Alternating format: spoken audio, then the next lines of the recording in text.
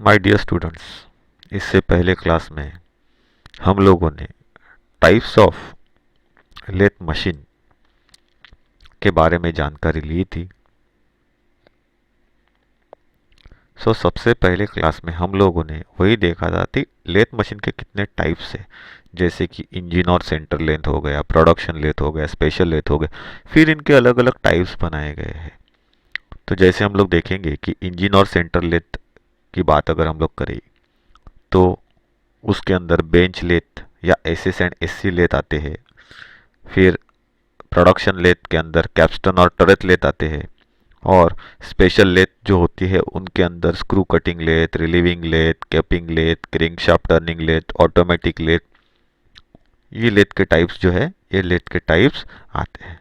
उसके बाद हम लोगों ने लेथ मशीन के अलग अलग पार्ट्स के बारे में जानकारी हासिल की थी कि लेथ मशीन के मेन पार्ट्स कौन से हैं, जैसे कि लेग हो गया। यहाँ पे हम लोग देख रहे हैं ड्राइंग में लेग, कोन पुली हेड स्टॉक या फिर all geared head stock, saddle, tool post, tell stock, lead screw, feed rod, apron, bed, spindle, face plate है तो फेस प्लेट। तो उसके अलावा कैरेज, कैरेज मतलब ये पूरा एक अखंड part carriage, cross slide, okay, compound slide, compound rest.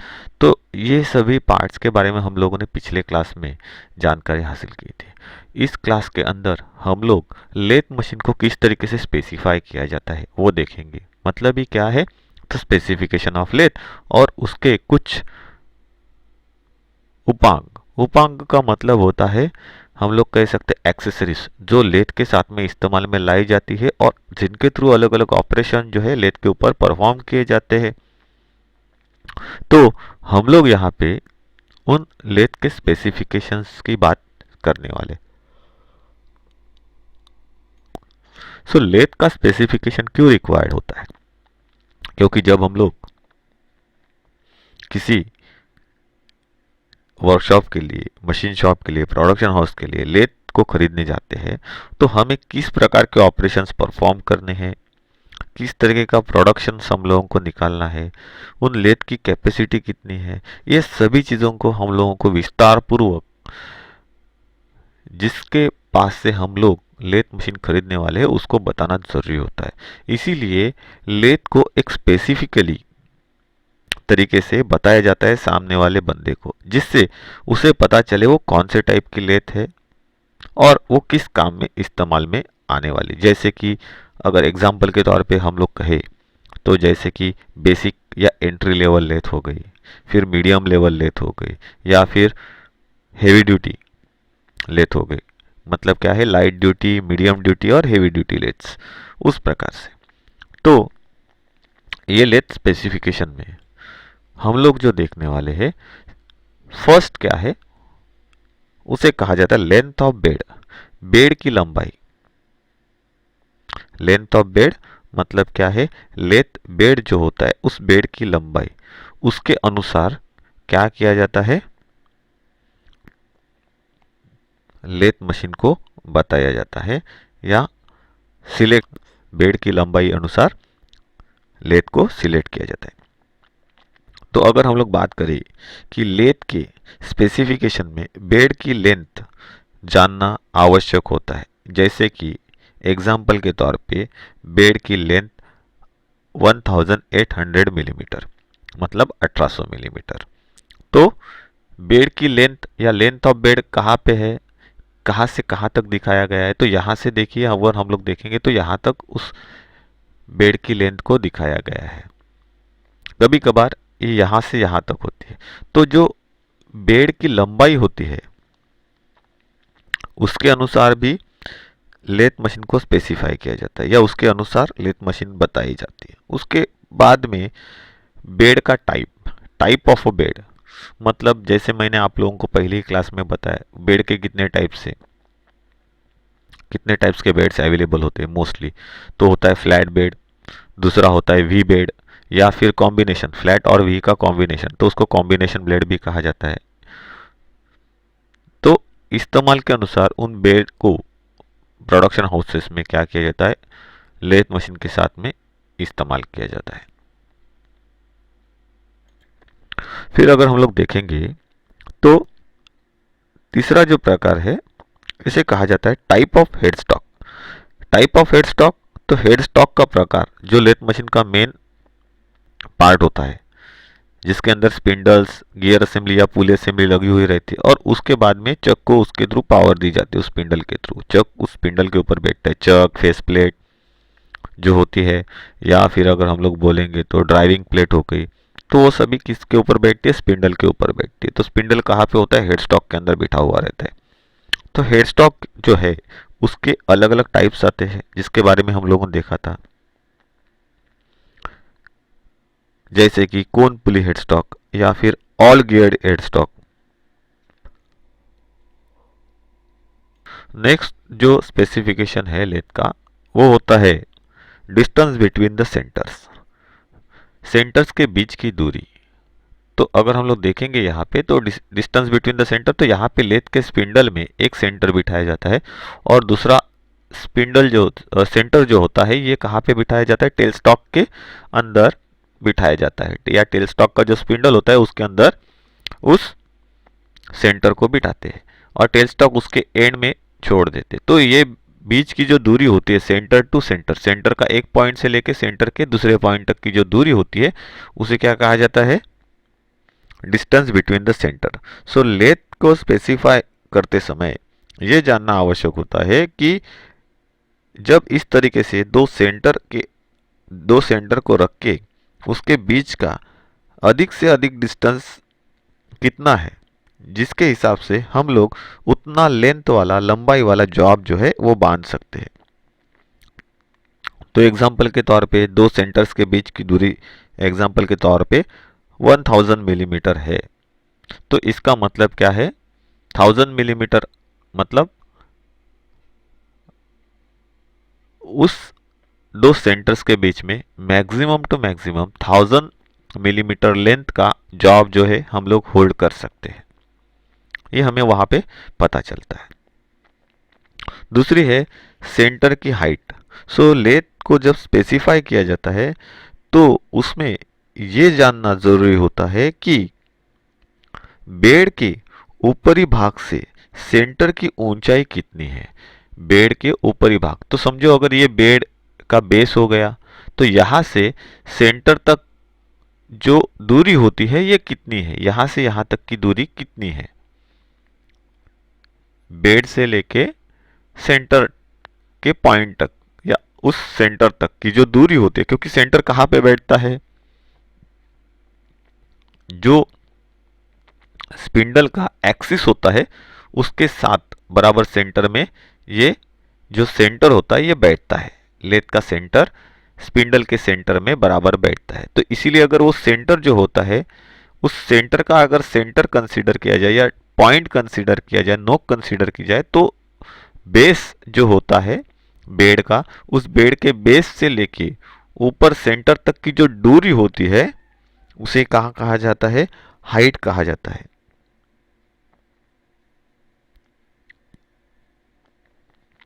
सो बेड का ऊपरी भाग मतलब उसका बेड का सरफेस जिसके ऊपर पार्ट फिसलते हैं या होल्ड किए जाते हैं वो बेस, उससे सेंटर तक की दूरी एग्जाम्पल के तौर पे 200 मिलीमीटर अगर हम लोग कहेंगे, तो ये यहां से इस पॉइंट से लेके इस पॉइंट तक की दूरी कितनी है? 200 मिलीमीटर।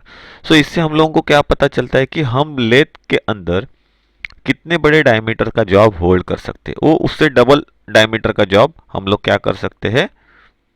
जो हाइट होती है उस हाइट का डबल डायमीटर का जॉब जो होता है ये हम लोग क्या कर सकते हैं?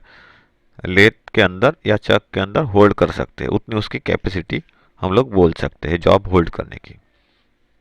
उसके बाद अगर हम लोग देखेंगे तो swing over the bed example के तौर पे, तो स्विंग ओवर द बेड का मतलब क्या है? तो लेथ को स्पेसिफाई करते समय यह जानना आवश्यक होता है कि लेथ के बेड के ऊपर अधिक से अधिक कितने बड़े डायमीटर का जॉब हम लोग क्या कर सकते हैं? घुमा सकते हैं या बांध सकते हैं, और बांधने के बाद उसके ऊपर इजीली ऑपरेशन कर सकते हैं। तो जैसे कि एग्जांपल के तौर पे हम लोग कहें कि diameter 750 swing over the bed lathe की कैपेसिटी है, तो इसका मतलब क्या है कि लेथ के अंदर हम लोग 750 मिलीमीटर डायमीटर का जॉब जो है मैक्सिमम टू मैक्सिमम होल्ड करके उसको चला सकते हैं। That is known as a swing over bed capacity. तो ये भी स्पेसिफिकेशन कहलाता है। फिर होता है spindle bore size. So spindle bore size मतलब क्या है, तो लेथ मशीन के अंदर हेडस्टॉक के अंदर जो स्पिंडल बिठाया गया है, मेन स्पिंडल, जिसके ऊपर हम लोग फेस प्लेट लगाते हैं या फिर ड्राइविंग प्लेट लगाते हैं या फिर चक लगाते हैं और उसके थ्रू जॉब को चलाने का काम करते हैं या ऑपरेशंस परफॉर्म करते हैं रॉ मटेरियल के ऊपर। तो वो जो स्पिंडल होता है वो स्पिंडल कैसा होता है, खोखला होता है, हॉलो होता है। सो ये जो स्पिंडल होता है इसके अंदर या इसको बनाते समय अलग अलग साइजेस के बोर होल जो होते हैं या उसका हॉलोनेस जो होता है अलग अलग डायमीटर्स का बना हुआ रहता है। और वो कैसा रहता है, पूरा का पूरा पैरेलल नहीं होता है, वो थोड़ा सा टेपर बना हुआ रहता है।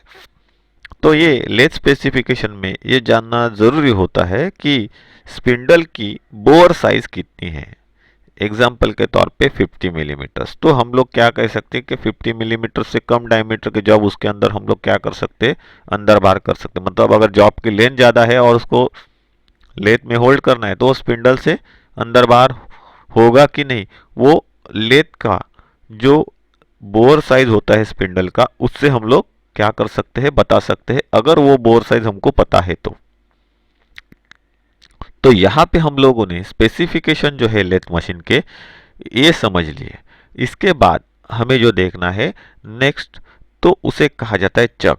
तो लेथ मशीन के बहुत सारे अलग अलग टाइप के चक जो है ये मार्केट में इस्तेमाल में लाए जाते हैं, जिसके बारे में मैंने आपको पहले ही स्पेसिफाई किया था, जैसे कि 3 जॉ चक हो गया, 4 जॉ चक हो गया, कॉलेट चक हो गया, मैग्नेटिक चक हो गया। उसके बाद अगर हम लोग देखेंगे तो इनके अलावा भी बहुत सारे अलग अलग टाइप के चक्स इस्तेमाल में लाए जाते हैं, जैसे कि 6 जॉ हो गया, 8 जॉ हो गया, बहुत सारे। सो ये जो लेथ चक है उन चक के बारे में जानकारी हासिल करेंगे कि लेथ चक एक प्रकार का वर्क होल्डिंग डिवाइस होता है, वर्क होल्डिंग या जॉब होल्डिंग डिवाइस होता है। तो ये क्या करता है, लेथ मशीन में जॉब को होल्ड करने का काम करता है, जिसके अंदर हम लोग जॉब को पकड़कर उसके ऊपर अलग अलग ऑपरेशंस कर सकते हैं। सो इसके जो है इसके कुछ मुख्य टाइप्स जो है उन टाइप्स के बारे में हम लोग जानकारी लेने की कोशिश करेंगे। एग्जाम्पल के तौर पे फर्स्ट हम लोग देख रहे हैं 4 जॉ चक। यहाँ पे ड्राइंग में 4 जॉ मतलब क्या है, उस चक के अंदर 4 जॉ लगे हुए, 4 जबड़े लगे हुए हैं। ओके, सो इसीलिए क्या कहा जाता है 4 जॉ। 3 जॉ मतलब जिसके अंदर 3 जॉज लगे हुए, जबड़े लगे हुए हैं, तो उसे 3 जॉ कहते हैं। सो 4 जॉ चक के बारे में जानते हैं। तो 4 जॉ चक को इंडिपेंडेंट चक कहते हैं।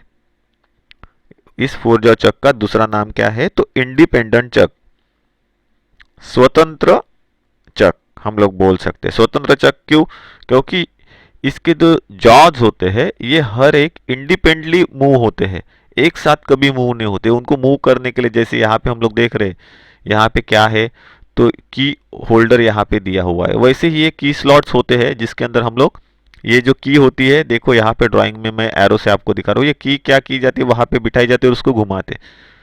तो 4 जॉ चक में हर एक जॉ को ऑपरेट करने के लिए की को लगा के, उस होल के ऊपर की को लगा के घुमाया जाता है। तो हर एक चक जो होता है उस चक के सामने जो की होल होता है उसके अंदर ही की को लगाना है और घुमाना है, तभी वो जॉ जो है वो आगे पीछे घूम सकता है।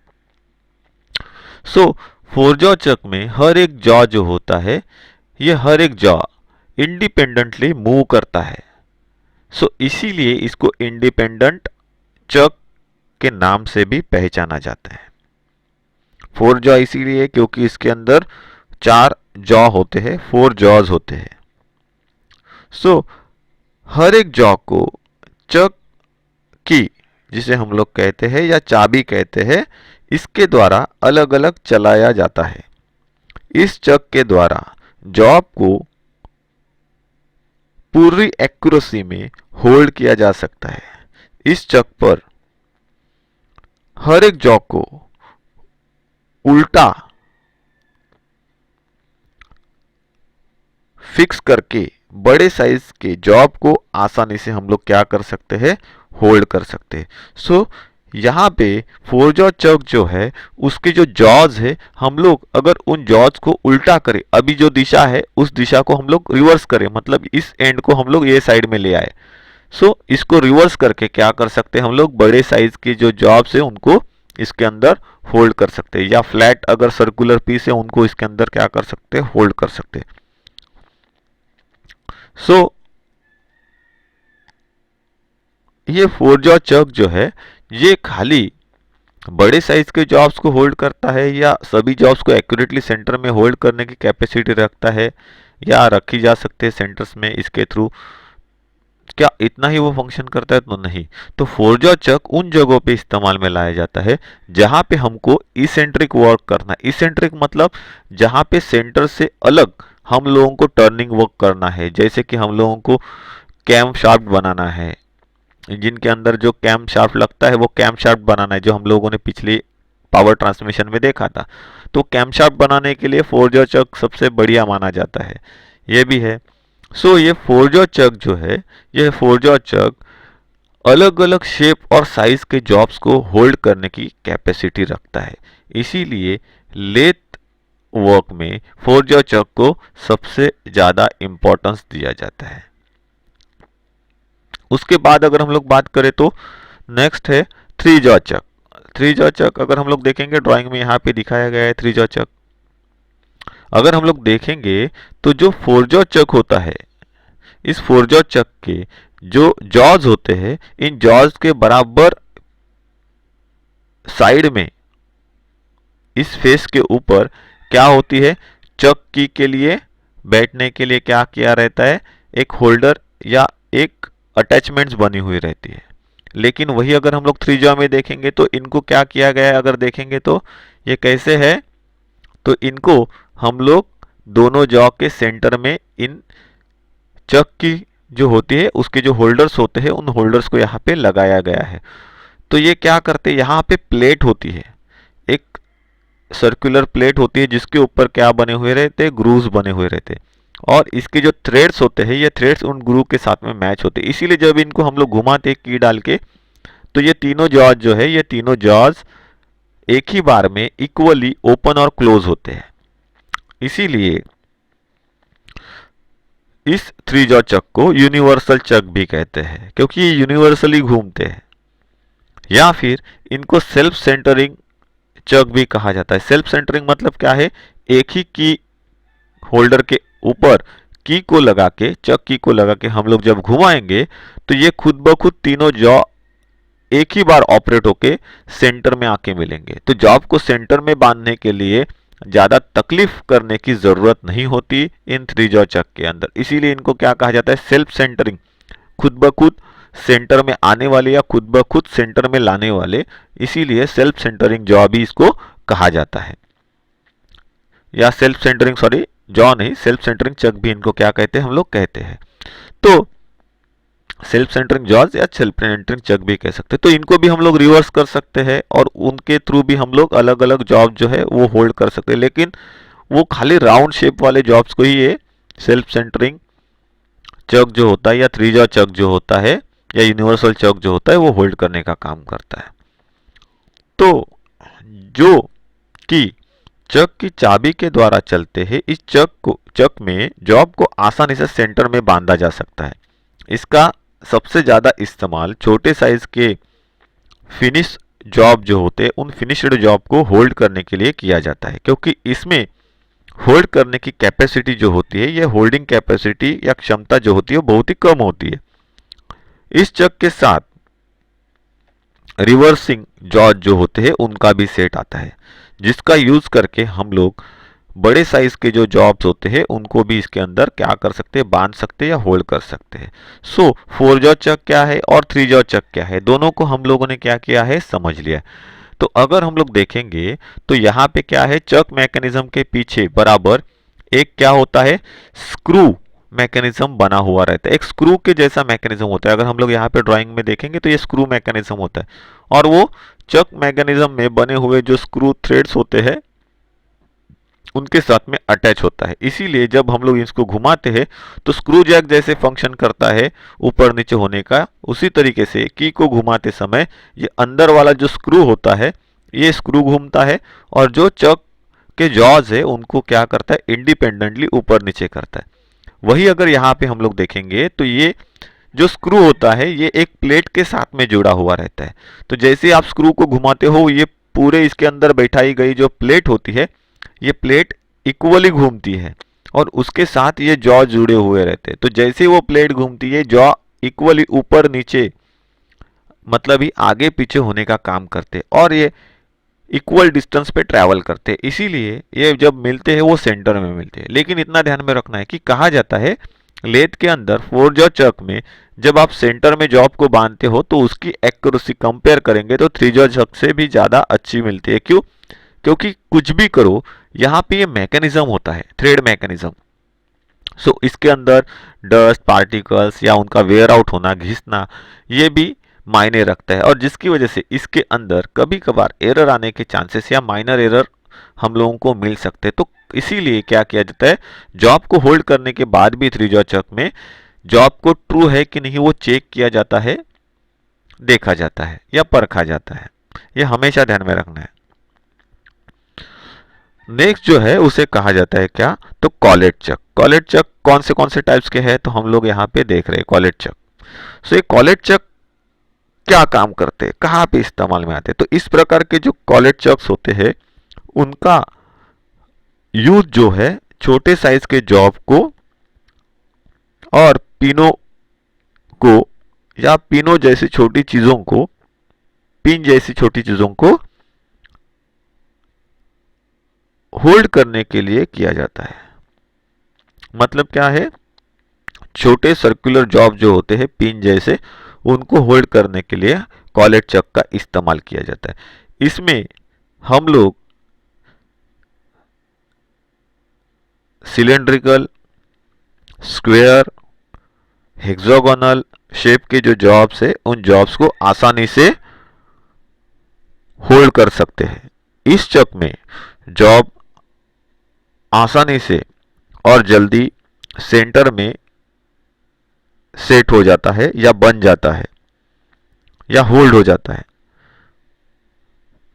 इस चक के अंदर अगर हम लोग बात करें तो सिलेंड्रिकल, स्क्वायर, हेक्सागोनल शेप के जॉब्स के अनुसार अलग अलग शेप के कॉलेट जो होते हैं ये कॉलेट इस्तेमाल में लाए जाते हैं। तो जिस तरीके का शेप है जॉब का या रॉ मटेरियल का तो उसके हिसाब से जो ग्रूव बना हुआ है, अगर आप स्क्वायर पीस लोगे तो उसके लिए स्क्वायर ग्रूव वाला ही कॉलेट चक आपको इस्तेमाल में लाना पड़ेगा। सर्कुलर है, सिलेंड्रिकल है तो फिर आपको सिलेंड्रिकल कॉलेट चक इस्तेमाल, या फिर अगर स्क्वायर है तो स्क्वायर टाइप का, ये ध्यान में रखना है। तो उसके हिसाब से जो शेप होता है रॉ मटेरियल का उसके हिसाब से क्या करना पड़ता है, कॉलेट चक का इस्तेमाल करना पड़ता है या इस्तेमाल में लाए जाते हैं जिससे जॉब को होल्ड करने में आसानी हो जाए। इसमें पकड़ने पर जॉब पर निशान नहीं आते क्योंकि इनको इतना फिनिश दिया हुआ रहता है। तो इसीलिए जो फिनिश्ड वर्क्स होते हैं उन फिनिश वर्क के ऊपर काम करते समय इन चक का सबसे ज़्यादा इस्तेमाल किया जाता है। नेक्स्ट जो है ये है मैग्नेटिक चक। मैग्नेटिक चक यहाँ पे मैंने आपको दिखाया है। मैग्नेटिक चक क्या काम करता है, मैग्नेटिक चक में 2 टाइप्स होते हैं। एक होता है परमानेंट मैग्नेटिक चक जिसके अंदर मैग्नेट ऑलरेडी बना हुआ रहता है और दूसरा होता है इलेक्ट्रिक मैग्नेटिक चक। इलेक्ट्रोमैग्नेटिक चक में क्या होता है, जब आप मशीन को चालू करते हो या मशीन के अंदर से पावर सप्लाई ऑन करते हो और चक के अंदर उसको पूरे तरीके से सर्कुलेट होने देते हो तो उसके अंदर मैग्नेटिज्म जो है ये मैग्नेटिज्म जनरेट हो जाती है और जब चक का पावर सोर्स ऑफ कर देते हो तो उस समय पे उसका मैग्नेटिज्म जो है वो मैग्नेटिज्म निकल जाता है। तो इसीलिए परमानेंट मैग्नेटिक चक और इलेक्ट्रोमैग्नेटिक चक। इलेक्ट्रोमैग्नेटिक चक ये कैसा रहता है, अस्थायी रहता है। उसके अंदर का मैग्नेट क्या है, जब सप्लाई मिलेगा तब वो एक्टिवेट होगा, जब सप्लाई निकाला जाएगा तो डीएक्टिवेट होगा। मतलब हम लोग अस्थायी मैग्नेटिक चक भी बोल सकते हैं उसको। तो ये 2 टाइप में आते हैं। सो इस प्रकार के चक के अंदर जॉब को मैग्नेटिक पावर के द्वारा या शक्ति के द्वारा पकड़ा जाता है या होल्ड किया जाता है। इसका यूज जो होता है मुख्यतः जो थिनर जॉब्स होते हैं, पतले जॉब्स होते हैं, उनको होल्ड करने के लिए किया जाता है। तो मैग्नेटिक चक कैसा है वो भी दिखा दिया। सो स्पिंडल नोज जो होते हैं, हम लोग चक को कहाँ पे बिठाते हैं? स्पिंडल के ऊपर बिठाते हैं। तो वो स्पिंडल के ऊपर बिठाते समय उसके नोज, उसको कहा जाता है स्पिंडल नोज। तो अलग अलग टाइप के स्पिंडल नोज हम लोगों को मिलते हैं। मैन्युफैक्चरर जो होते हैं लेथ के, उनके ऊपर वो डिपेंड करता है, लेथ को बनाने वाले के ऊपर वो डिपेंड करता है वो किस तरीके से स्पिंडल नोज रखे। सो ये दो तरीके के होते हैं। अगर हम लोग देखेंगे तो फर्स्ट टाइप है, अगर हम लोग देखेंगे यहाँ पे तो क्या है, किस तरीके से यहाँ पे एक नट दिखाया गया है। ये नट घुमा के हम लोग क्या कर सकते हैं, स्पिंडल के थ्रेड के साथ में अंदरूनी थ्रेड्स को मैच करके लॉक कर सकते हैं, और उसको घुमाते समय सही तरीके से वो घूमे, इसके लिए क्या होता है, यहाँ पे एक टेपर होता है, और टेपर के ऊपर, सिलेंड्रिकल टेपर सेक्शन के ऊपर स्पिंडल के क्या होता है, की लगी हुई रहती है। ग्रू होता है, की ग्रू होता है या कीवे होता है, उसके अंदर वो की लगी हुई रहती है। फिर चक को आपको क्या करना है, की के हिसाब से सेट करना है उसके अंदर, मतलब चक के ऊपर का जो कीवे है वो कीवे और ये की जो है वो उस कीवे के अंदर जाके बैठनी चाहिए। वो बैठने के बाद उसको अंदर ढकेलना है, और बाद में क्या करना है, इस नट को घुमाना है और चक के ऊपर के थ्रेड के साथ में इसके थ्रेड्स को मैच करना है, और सी स्पैनर के जरिए इसको पूरी तरीके से क्या करना है, लॉक कर देना है। तो ये एक तरीका है जिसके थ्रू हम लोग स्पिंडल के साथ में क्या करते हैं, चक को माउंट करते हैं, इस तरीके से भी। और दूसरा होता है थ्रेडेड, ये थ्रेडेड नोज है। सो थ्रेडेड नोज मतलब क्या है, तो ये स्पिंडल का थ्रेडेड एंड होता है, जिसके ऊपर आप चक जो होता है, चक के अंदर भी वैसे ही थ्रेड आपको मिलेंगे। आपको क्या करना है, खाली चक को रखना है, इन थ्रेड्स के साथ में उनको मैच करना है। ये फाइन थ्रेड्स होते हैं और फिनिश्ड थ्रेड्स होते हैं, तो इसकी वजह से विदाउट एनी गैप वो जाके बैठता है। तो इसके लिए शार्प और 100% डेप्थ कंप्लीटेड थ्रेड होने की वजह से इनके ऊपर चौक को बिठाने में दिक्कत आती है। जब तक सही तरीके से फर्स्ट थ्रेड्स मैच नहीं होते तब तक चक इनके ऊपर जाके बैठेगा नहीं। इस तरीके से इनको बनाया गया है। तो सही तरीके से फिट करके होल्ड करके अगर आप चलाओगे तभी चक इसके ऊपर जाके बैठ जाएगा, और एंड में आने के बाद चक को जोर से झटका दिया जाता है, जिसकी वजह से इन थ्रेड्स के ऊपर वो लॉक हो जाता है। और जब तक आप उसको झटका देके नहीं खोलोगे तब तक चक जो है इनके ऊपर से अपने आप को लूज नहीं कर सकता है, या हम लोग उसको डिसमेंटल नहीं कर सकते। तो स्पिंडल नोज जो होते हैं चक को फिटिंग करने के लिए या अदर एक्सेसरीज को होल्ड करने के लिए, तो लेथ के जो स्पिंडल्स होते हैं वो किस किस टाइप के होते हैं, उसके दोनों टाइप्स मैंने आपको यहाँ पे दिखाए हैं। उसके बाद अगर हम लोग देखेंगे तो असेंबली डायग्राम जो है उसके अंदर यहाँ पे हम लोग देख रहे हैं ये चक की किस प्रकार की होती है। कुछ जगह पे ये हेक्सागोनल हेड भी होते हैं, हेक्सागोनल्स भी होते हैं, कुछ जगह पे स्क्वायर भी, मोस्टली स्क्वायर होते हैं। इसका बेनिफिट्स क्या होता है, एक की दूसरे की के ऊपर जाके की होल्डर में जाके हम लोग इस्तेमाल कर सकते हैं, और 4 जॉ और 3 जॉ को एट ए टाइम इस्तेमाल कर सकते हैं, या 2-3 मशीन के ऊपर भी हम लोग उसको इस्तेमाल में ला सकते हैं। इसीलिए मोस्टली स्क्वायर शेप जो है ये इस्तेमाल में लाया जाता है चक की के लिए। मतलब चक को ऑपरेट करने वाली जो कीज होती है उन कीज को स्क्वायर, उसका जो एंड होता है चक को ऑपरेट करने के लिए जो एंड बना हुआ रहता है वो कौन से शेप में रहता है, स्क्वायर शेप में रहता है। अभी हम लोग देखेंगे यहाँ पे तो क्या किया गया है, ये ओपन पीस दिखाए गए हैं चक के जो जॉज होते हैं उन जॉज के। तो ये जो जॉज होते हैं उन जॉज को नंबर दिए गए रहते, 1 2 3 4 ऐसे आगे की तरफ। अगर वो 4 जॉ है तो 1 2 3 4 नंबर रहेंगे, अगर 3 जॉ है तो 1 2 3 नंबर रहेंगे, और सेम नंबर चक के ऊपर मार्क किए हुए रहते हैं। सेम नंबर चक के ऊपर मार्क किए हुए रहते हैं। सो जहां पे नंबर 1 लिखा है वहां पे एक नंबर वाला ही जॉ जो है बैठना चाहिए, जहां पे 2 लिखा है वहां पे 2 नंबर वाला, जहां पे 3 लिखा है वहां पे 3 नंबर वाला जॉ जो है वो बैठना चाहिए। अगर ऐसा नहीं होता है तो क्या प्रॉब्लम होगा, क्या दिक्कत होगी, तो जॉ जो है वो सही नहीं बैठेंगे अगर हम लोग उनको अलग अलग दूसरी जगह पे बिठाएंगे, और फिर उनके मूवमेंट्स में प्रॉब्लम आएगी, तो मशीन के चलते चलते आपका जॉब लूज भी हो सकता है। ऐसे बहुत सारे मैकेनिकल प्रॉब्लम्स उसके अंदर जनरेट हो सकते हैं। सो इसीलिए उनको दिए गए नंबर जो होते हैं उन नंबर के साथ में ही क्या करना है, या उसी जगह पे क्या करना है, फिट करना है या फिक्स करना है। इसके बाद नेक्स्ट जो हमको देखना है उसे कहा जाता है टूल पोस्ट। टूल पोस्ट का क्या काम होता है, टूल पोस्ट लेथ के कंपाउंड रेस्ट के ऊपरी भाग पर फिट रहता है, जो मैंने आपको पहले दिखाया था। इसका मुख्य यूज जो है लेथ टूल्स को सही पोजीशन में अच्छी तरीके से होल्ड करना। इसके कुछ टाइप्स हैं, उसमें से पहला है पिलर टाइप, जो हम लोग फर्स्ट देख रहे हैं। पिलर टाइप टूल पोस्ट कैसे दिखता है एक्चुअल कंडीशन में। इस टूल पोस्ट का मुख्यतः यूज जो है हल्के कार्यों के लिए लाइट वर्क में किया जाता है, या लाइट वर्क करने वाली जो लेथ होती है उनके अंदर इसका इस्तेमाल करते हैं, खाली हल्के कार्यों के लिए लाइट वर्क में। इसमें केवल एक ही टूल हम लोग होल्ड कर सकते हैं। इसमें टूल को पिलर में बने स्लॉट में और रॉकर आर्म पर रखकर बोल्ट के द्वारा कस कर सेट किया जाता है, जैसे कि हम लोग ड्राइंग में देख रहे हैं। तो ये क्या है, एक पिलर है जिसके अंदर हम लोग क्या करते हैं, ये रॉकर आर्म है, तो पिलर या रॉकर आर्म के अंदर क्या करते हैं, उसको टूल को रखते हैं, यहाँ पे दिखाया गया है। और बाद में नट के द्वारा क्या करते हैं, उसको उसके ऊपर प्रेशर बनाते हैं और टाइटली होल्ड करते हैं। ये किसी भी एक ही टूल को होल्ड कर सकता है। दूसरा है क्विक चेंज टूल पोस्ट, यहाँ पे वो दिखाया गया है quick change tool post. So quick change tool post जो है इस प्रकार का टूल पोस्ट जो अभी आधुनिक लेथ जो है, या हम लोग उनको बोलते हैं मॉडिफाइड लेथ जो है या एडवांस लेथ जो है, उनके ऊपर आपको मिल जाएंगे। इसका मेन बेनिफिट यही है कि इसमें हम लोग टूल को जल्द से जल्द या फास्ट, हम लोग कह सकते हैं फास्टली चेंज कर सकते हैं या बदल कर सकते हैं। तो उसके लिए क्या किया जाता है, इन होल्डर्स का इस्तेमाल किया जाता है। सो इसके अंदर जॉब के अनुसार टूल्स को पहले से ही सेट किया हुआ रहता है, खाली इनको क्या करना पड़ता है, इस होल्डर के अंदर उसको रखना होता है। तो ये जो होल्डर है जो इन पोस्ट को होल्ड करने का काम करता है, उसके अंदर खाली आपको क्या करना है, इसीलिए कहा जाता है क्विक चेंज। आप क्विकली चेंज कर सकते हो टूल्स को, इसलिए क्विक चेंज टूल पोस्ट।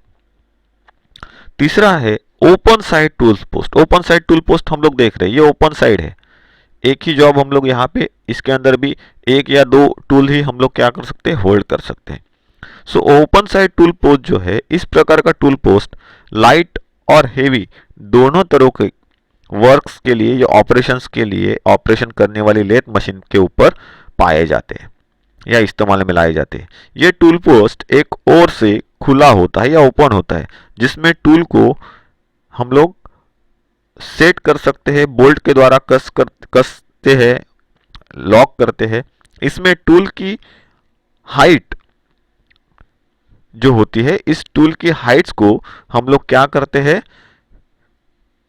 जो मेटल की स्ट्रिप्स होती है, पट्टियां होती है, उनको नीचे रखकर टूल की हाइट को हम लोग क्या करते हैं, सेट करते। तो इस प्रकार के टूल के पोस्ट के अंदर हम लोगों को क्या करना होता है, जब टूल को होल्ड करना होता है, यहाँ पे अलग अलग मेटल की स्ट्रिप्स या पट्टियां रखी जाती है, उनके ऊपर टूल को रखते हैं और टूल के हाइट को सेट करते हैं। ये ध्यान में रखना है। तो ये कौन सा हो गया, ओपन साइड टूल पोस्ट हो गया। उसके बाद जो है वो है मल्टी टूल टूल पोस्ट, या फिर कुछ लोग उसको टरेट टूल पोस्ट के नाम से भी जानते हैं, लेकिन सबसे ज्यादा उसे मल्टी टूल पोस्ट के नाम से जाने जाते हैं। और ये सभी लेथ मशीन के ऊपर हमको मिलेंगे। मोस्ट ऑफ ऑल जो लेथ मशीन है, प्रोडक्शन लेथ है या जनरल इस्तेमाल में आने वाली जो लेथ है, इनके ऊपर आपको यही टाइप का टूल पोस्ट मिलेगा। तो ये जो टूल पोस्ट है, ये tool post square tool post के नाम से भी पहचाना जाता है, क्योंकि ये शेप में स्क्वायर होता है। इस टूल पोस्ट के ऊपर चारों साइड में हम लोग अलग अलग टूल जो है उनको होल्ड कर सकते हैं, बांध सकते हैं। इस प्रकार जॉब के ऊपर किए जाने वाले ऑपरेशंस के अनुसार एक के बाद दूसरा टूल हम लोग प्रयोग में या यूज में ला सकते हैं और उसके थ्रू हम लोग मनचाहा ऑपरेशंस परफॉर्म कर सकते हैं। एक बार इसके अंदर टूल को सेट कर दिया, सही पोजीशन में रखा, तो खाली आपको क्या करना होता है, टूल को ऑपरेशंस के हिसाब से घुमाना होता है। मतलब पोस्ट को घुमाना है, टूल को आगे लेके आना है और उससे ऑपरेशन करना है। बस यही काम आपको यहाँ पे करना होता है। तो इसीलिए most of all lathe machines के ऊपर आपको मल्टी टूल पोस्ट जो है, ये मल्टी टूल पोस्ट मिल जाता है। इसके बाद अगर हम लोग देखेंगे तो जब हम लोग टूल पोस्ट के अंदर टूल को बांधते हैं या होल्ड करते हैं, तो उसके बाद डायरेक्टली हम लोग ऑपरेशंस नहीं करते, हम लोग टूल को सेंटर देखते या टूल का जो पॉइंट होता है, कटिंग पॉइंट, उसको सेंटर में लाने का काम करते हैं। तो उसको किस तरीके से सेंटर में लाया जाता है उसका तरीका दिखाया है यहाँ पे ड्राइंग में। हम लोग जो यहाँ पे देख रहे हैं, यहाँ पे अगर हम लोग देखेंगे तो जो टेल स्टॉक होता है, उस टेल स्टॉक स्पिंडल में हम लोगों ने यहाँ पे एक सेंटर लगाया हुआ है, और उस सेंटर का जो पॉइंट होता है, क्योंकि टेल स्टॉक का जो सेंटर होता है या स्पिंडल होता है, उस स्पिंडल में मोस्ट टेपर होता है, इसीलिए उसके अंदर बिठाया गया जो सेंटर होता है वो कैसे बैठता है, उस स्पिंडल का जो सेंटर या एक्सिस होता है उसके साथ में ये पॉइंट या सेंटर जो होता है वो भी सेंटर टू सेंटर बैठता है। एक्सिस से कैसे बैठता है, सेंटर में। जिसकी वजह से ये अगर हम लोग देखेंगे तो ये कैसे होता है, सेंटर में। और अगर इसी लाइन को, सेंटर की लाइन को हम लोग पैरेलली आगे एक्सटेंड करें तो आपको ये मिलेगा कि ये आगे जो लेथ का स्पिंडल है उसके सेंटर को मैच करके बढ़ रहा है। मतलब ये सेंटर और लेथ का सेंटर कैसे रहेगा, इक्वली रहेगा, सेम रहेगा, एक ही लाइन में रहेंगे।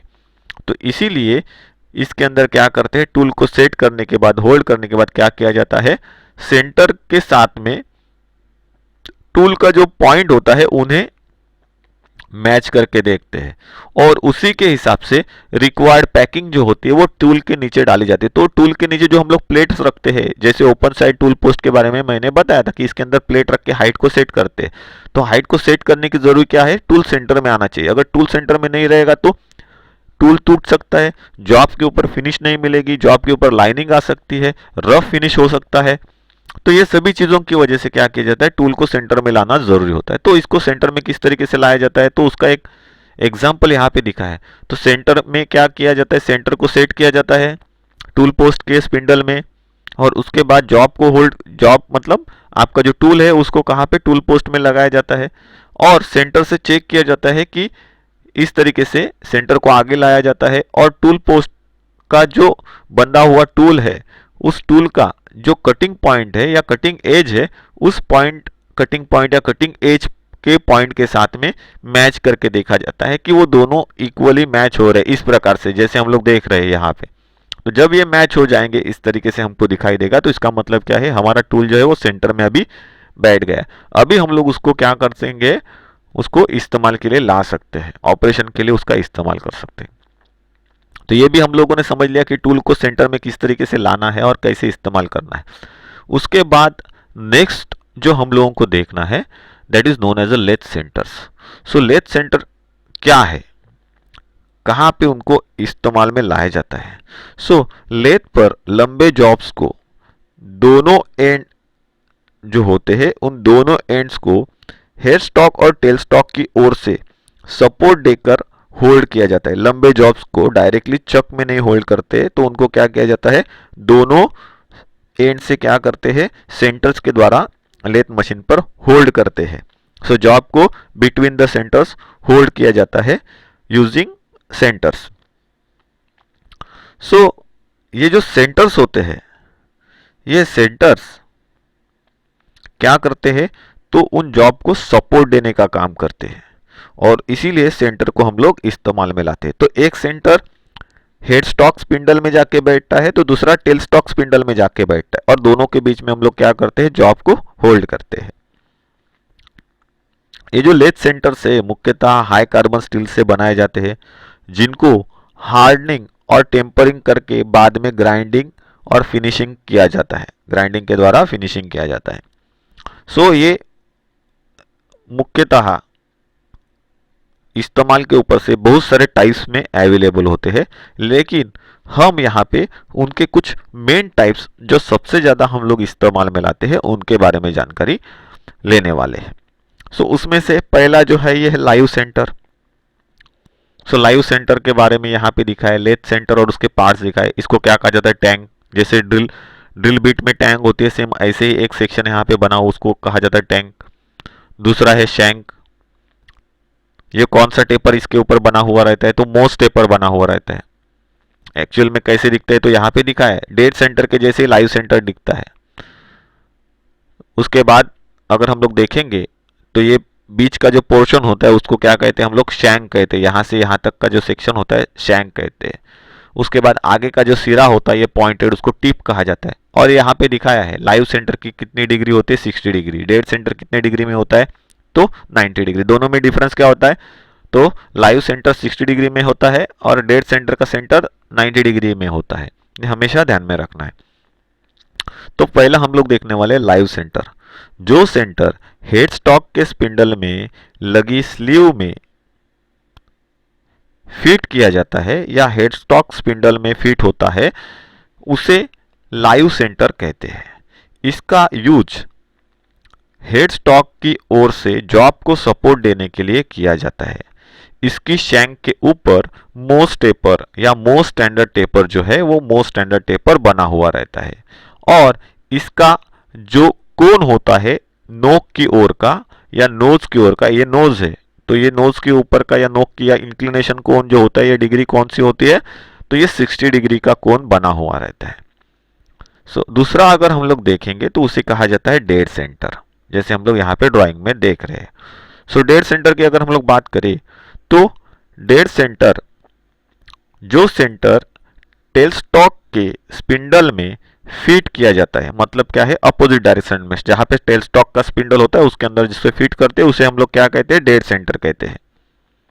लाइव सेंटर क्यों कहा जाता है तो ये भी समझना है क्योंकि वो जीवित रहता है। जीवित मतलब क्या है, अगर जीवित इंसान कहेगा तो वो चलता फिरता है, बराबर, ये वो मूव करता है। तो लाइव सेंटर क्या है, क्योंकि वो स्पिंडल में बैठता है तो स्पिंडल घूमता है तो वो खुद घूमता है, मतलब वो लाइव हो गया, वो चलता है इसीलिए लाइव। और डेड का मतलब क्या है, वो चलता नहीं है, वो वहां पे अपनी जगह पे क्या होता है, फिक्स रहता है।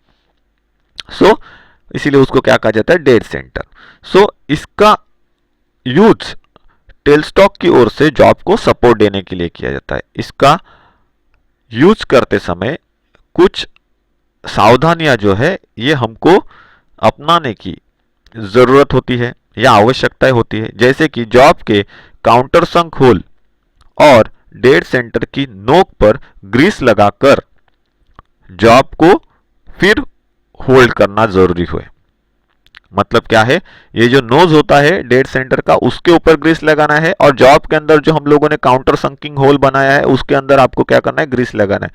दोनों को ग्रीस लगाने के बाद ही जॉब को होल्ड करना है, ये हमेशा ध्यान में रखना है।